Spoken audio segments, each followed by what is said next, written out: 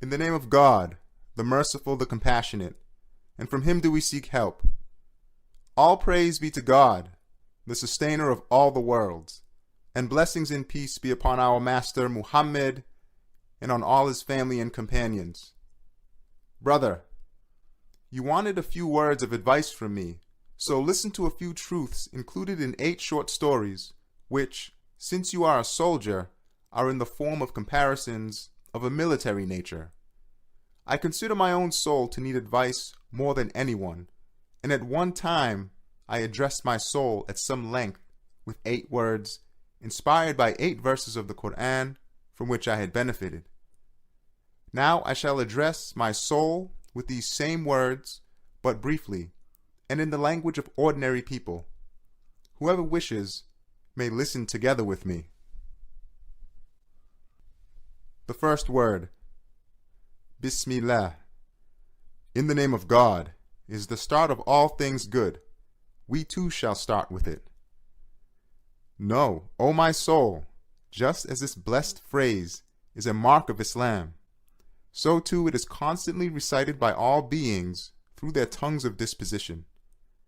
If you want to know what an inexhaustible strength, what an unending source of bounty is Bismillah, listen to the following story, which is in the form of a comparison.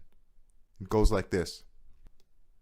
Someone who makes a journey through the deserts of Arabia has to travel in the name of a tribal chief and enter under his protection, for in this way he may be saved from the assaults of bandits and secure his needs.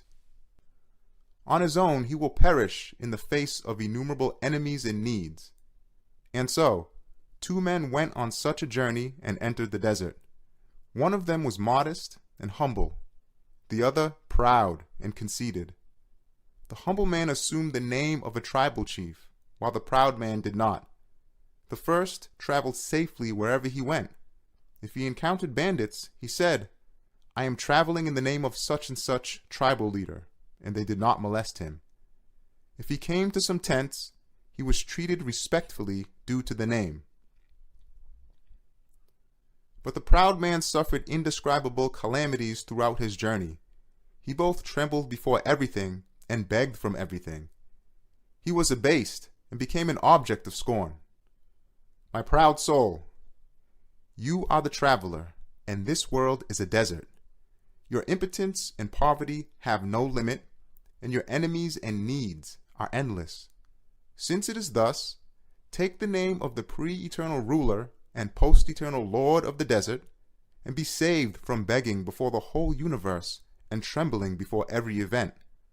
Yes, this phrase is a treasury so blessed that your infinite impotence and poverty bind you to an infinite power and mercy. It makes your impotence and poverty a most acceptable intercessor at the court of one all-powerful and compassionate. The person who acts, saying, "In the name of God," resembles someone who enrolls in the army. He acts in the name of the government. He has fear of no one.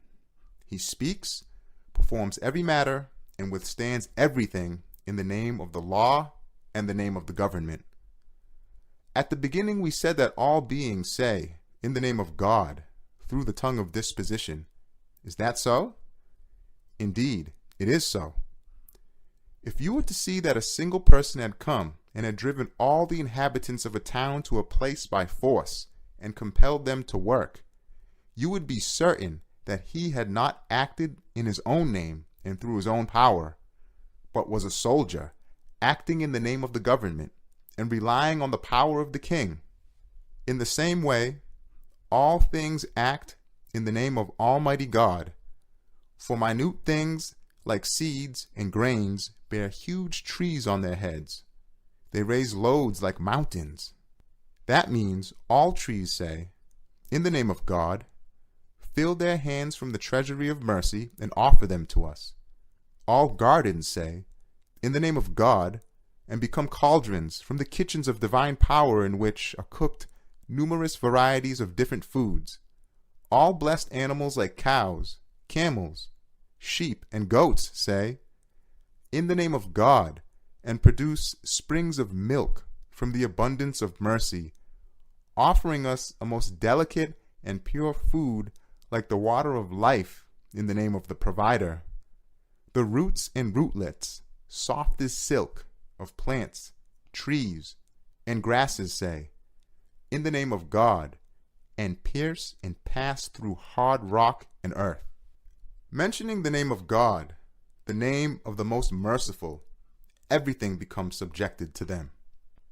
The roots spreading through hard rock and earth and producing fruits as easily as the branches spread through the air and produce fruits, and the delicate green leaves retaining their moisture for months in the face of extreme heat, deal a slap in the mouths of naturalists and jab a finger in their blind eyes, saying, even heat and hardness, in which you most trust, are under a command.